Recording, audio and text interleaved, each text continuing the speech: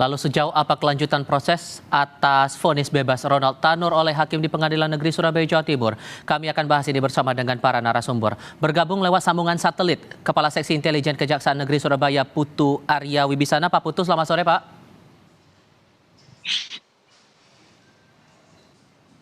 Selamat sore Mas Tifal. Terima kasih sudah bergabung. Kemudian dua narasumber lainnya bergabung lewat dalam jaringan. Ada pakar hukum pidana Universitas Pelita Harapan Jamin Ginting dan sepupu korban almarhumah Dini, Sakinah Tuzanah yang bergabung dari Sukabumi, Jawa Barat. Pak Jamin, Mbak Sakinah, selamat sore. Selamat sore. Terima kasih sudah hadir seluruhnya dalam diskusi kami kali ini. Mbak Sakinah, saya ke Anda dulu. Jadi sejauh apa komunikasi yang sudah dibangun pihak keluarga dengan kuasa hukum merespon atas vonis bebas dari Ronald Tanur ini, Mbak? Ya, jadi kita udah koordinasi sama pengacara kalau kita nanti akan melakukan pelaporan ke 3 hakim ini ke Badan Eksekutif yang KY, Menkopolham sama Bawas Mahkamah Agung. Oke, akan bersurat ke mereka. Apa permohonan yang persisnya disampaikan kepada lembaga-lembaga itu, Mbak? Ya, persisnya untuk dicek ya ketiga hakimnya untuk apakah ada hal-hal yang membuat dia bisa begitu saja meloloskan tersangka ini. Oke. Pak Putu, saya ke Anda kalau begitu. Dari Hakim Ketua Arintuah Damanik kepada wartawan bilang bahwa segala bukti itu sudah dipertimbangkan oleh majelis hakim. Tapi dari sisi jaksa masih merasa ada keganjilan tidak dari putusan bebas yang kemarin itu?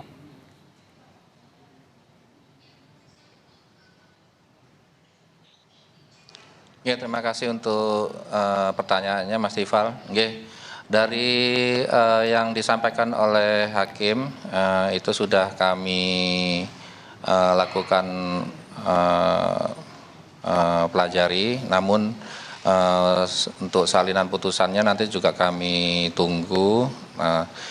Terkait pertimbangan majelis hakim, kami ada 2 hal yang membuat kenapa putusan dari majelis hakim Pengadilan Negeri Surabaya ini menjatuhkan hukuman terhadap terdakwa ini membebaskan dari segala pasal yang telah kami lapis di dalam tuntutan. Yaitu yang pertama adalah pertimbangannya itu mengenai tidak ada satupun saksi yang mengetahui tentang akibat dari kematian dari korban Dini ini. Nah, kemudian yang kedua adalah akibat dari kematian korban ini adalah adanya alkohol yang masuk ke dalam lambung si korban. Nah, terhadap 2 pertimbangan ini sesuai dengan persesuaian dari para saksi maupun alat bukti yang sudah kami sampaikan di persidangan itu, kami menyatakan di sini bahwa itu sudah ada persesuaian antara fakta di persidangan yang telah kami sampaikan. Itu adalah juga didukung oleh ada petunjuk atau alat bukti lain, yaitu seperti adanya visum et repertum yang menyatakan bahwa memang terdakwa ini ada luka yang disebabkan oleh benda tumpul dan juga adanya bekas di tubuh korban dari hasil otopsi itu bekas lindasan dari ban kendaraan atau mobil. Motifnya adalah seperti kendaraan, jadi ban itu sudah ada di tubuh korban ditemukan. Nah, kemudian juga dari situ juga kami sudah menghadirkan bukti berupa video atau CCTV yang di situ juga sudah kami tayangkan di dalam persidangan yang menampilkan di situ pada saat tersangka berdua dengan korban itu melakukan percekcokan pada awalnya. Setelah mereka berdua di tempat hiburan itu, kemudian terjadilah di lokasi parkir itu mereka akhirnya terdapat peristiwa mengakibatkan kematian dari korban Dini. Seperti itu, Mas Tial. Oke, itu dari segi jaksanya. Saya coba ke Pak Jamin kalau begitu. Dari jaksa merasa bahwa bukti-bukti sudah kuat, sudah cukup, tapi mengapa kemudian terdakwa ini masih bisa bebas dari segala tuntutan? Apakah Anda menangkap ada ketidakcermatan juga dari jaksa dalam menyusun tuntutan? Bebas ini artinya unsur-unsur pasal yang didakwakan itu semuanya tidak terpenuhi terkait dengan pembunuhan maupun penganiayaan yang mengakibatkan kematian begitu. Nah, untuk bisa menyatakan seseorang telah melakukan suatu perbuatan pidana berdasarkan bukti yang sah ya sesuai dengan ketentuan 184 itu, maka kalau saya lihat tadi itu ada bukti yang mengarah kepada pelaku sebagai hubungan kausalitas ya antara orang mati dengan pelaku tindak pidana. Hubungan kausalitas itu sebenarnya harus menjadi keyakinan bahwasannya berdasarkan tempus waktu terjadinya tindak pidana itu tidak ada orang lain selain daripada pelaku. Ya, berarti dan juga lokus deliktinya selalu ada dengan pelaku. Jadi saya kira sudah cukup dengan bukti bahwasanya tidak ada orang lain yang berada di situ dan bukan orang lain yang menyebabkan kematian orang tersebut. Yang kedua, terkait dengan adanya luka yang tadi disampaikan tersebut, kalaupun itu bukan dilakukan oleh diri sendiri atau bukan karena keracunan minuman yang mengakibatkan kematian orang tersebut ya, tentu sudah diperiksa berdasarkan lab forensiknya. Nah, kalau dia terlindas karena kelalaiannya, ya, melindas karena tidak sengaja begitu. Tetapi ada kelalaian lain yang sebenarnya pada saat itu harus segera dibawa ke rumah sakit, bukan dibawa ke apartemen. Dengan itu dia sebenarnya sudah mempunyai alibi untuk menghindari dan mengelabui keinginannya supaya tidak diketahui perbuatannya. Oke, tapi kalau kembali ke pertanyaan saya tadi, apakah Anda merasa ada yang ganjil untuk formulasi dari tuntutan jaksa ini atau sudah cukup kuat menurut Anda?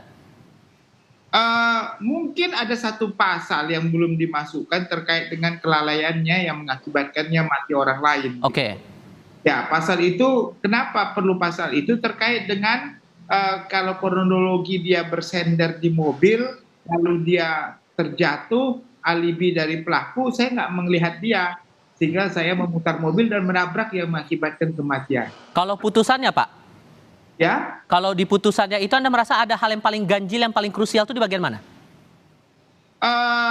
Kalau itu kan dia berdasarkan kalau ada upaya daripada pelaku ini untuk menolong dia dan membawa dia ke rumah sakit. Jadi ada niat baik. Jadi mens reanya itu, niat jahatnya itu tidak ditemukan. Ya, tentu kalau kelalaian karena mengakibatkan kematian memang nggak ada mens rea. Di situ nggak ada niat jahat untuk melakukan kejahatan. Tapi karena kelalaiannya itu mengakibatkan mati orang tersebut. Oke. Nah, itu yang sebenarnya saya bilang pasal itu kan tidak dimasukkan kan dalam konteks ini. Hanya pasal pembunuhan 338 harus punya niat untuk membunuh. Kalau 351 terkait dengan penganiayaan mengakibatkan kematian juga harus punya niat. Tapi kalau alibinya karena kelalaiannya mengakibatkan orang lain mati, itu juga bisa menjadi pasal pelapis sebenarnya. Tapi saya kira dengan keadaan penganiayaan yang dia menghindar ya untuk bisa melaporkan atau membawa ke rumah sakit, sebenarnya dengan pertengkaran dari awal dia sudah punya niat untuk mencelakakan orang ini begitu. Jadi lebih cenderungnya ke 351 paling mendekati ya. Tapi sebenarnya lebih baik kalau ada pasal kelalaiannya mengakibatkan kematian bagi orang lain. Mbak Sakinah, dengan dengan bebasnya Ronald Tanur ini dari pihak keluarga masih ada kerisauan tidak? Masih ada keraguan atau keganjilan yang masih terasa? Boleh cerita lebih lanjut, Mbak?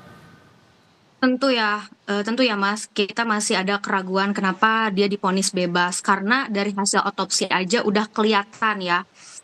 Terus dari hasil otopsi kan hakim pun memutuskan bahwa katanya berakibat dari penyakit lambungnya karena dia meminum alkohol. Tapi setelah otopsi selesai, saya tanya sendiri ke dokter apakah ini meninggalnya karena lambung, dan dokter bilang bukan karena lambung gitu ya. Terus memang dokter sendiri bilang kadar alkohol yang ada di badan almarhum pun tidak terlalu banyak, masih di tahap normal seperti itu. Dan juga kalau dari otopsi kan di kepala ada benturan, itu juga udah kelihatan gitu. Jadi memang menurut saya bukti-buktinya udah cukup lengkap karena ada hasil otopsi, terus di rekonstruksi juga memang ada pemukulan seperti itu. Jadi memang ketika hakim memutuskan untuk bebas, saya juga bingung kenapa? Karena bukti-buktinya yang menurut saya cukup kuat. Oke. Pak Putu, dengan rencana untuk mengajukan kasasi ini, apakah ada formulasi baru yang bakal dilakukan jaksa untuk formula kasasi yang akan disampaikan, dan mungkinkah ada bukti baru juga yang akan dicantumkan dalam nota kasasi nanti?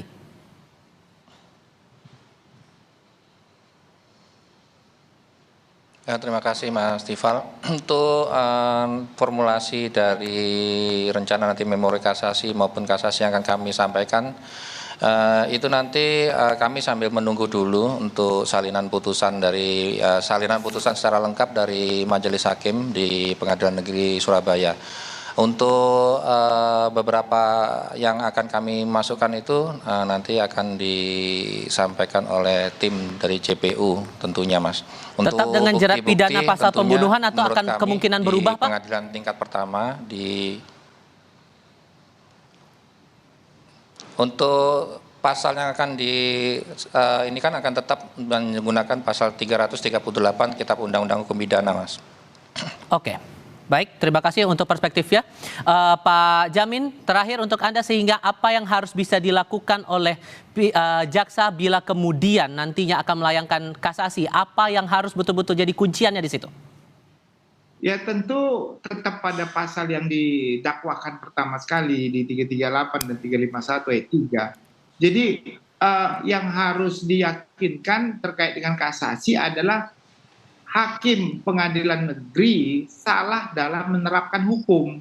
Itu karena kan di kasasi itu kan terkait dengan penerapan hukum hakim yang tidak sesuai, terkait dengan penerapan pasal tersebut di dalam pertimbangannya, jadi tidak sesuai. Itu saja yang kira-kira yang harus diperkuat di situ. Baik, terakhir singkat saja Mbak Sakinah, apa yang betul-betul diharapkan keluarga sekarang? Iya, harapan keluarga kepada DPR RI dan Badan Eksekutif, Komisi Yudisial, Menko Polham, sama Bawaslu Mahkamah Agung, semoga bisa memperhatikan dan mengatensi kasus ini sehingga keadilan bagi almarhum bisa tercapai dan anak almarhum bisa mendapatkan perlindungan dan haknya. Yang kedua, semoga DPR memberikan teguran dan rekomendasi sanksi seberat-beratnya bagi 3 hakim yang ada di Surabaya. Terus yang ketiga, agar meningkatkan pengawasan terhadap perkara-perkara yang ada di pengadilan agar setiap putusannya adil terhadap rakyat kecil. Dan kami juga berharap semoga bisa bertemu dengan Presiden Republik Indonesia untuk menyampaikan keluh kesah kami kepada Presiden agar bisa memperbaiki sistem hukum yang ada di Indonesia sehingga dapat melindungi rakyat kecil. Baik, terima kasih banyak Mbak Sakinah, Pak Jamin, Pak Putu, terima kasih sudah berdiskusi bersama kami. Selamat sore semuanya.